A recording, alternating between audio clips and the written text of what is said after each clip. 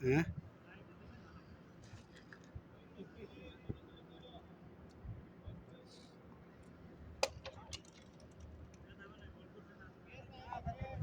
Cricket match शुरू हो गया।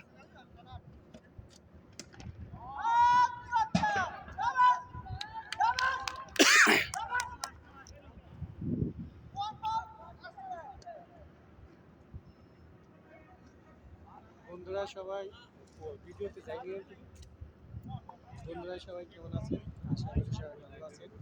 আজকে আমাদের এখানে খেলা চলতেছে।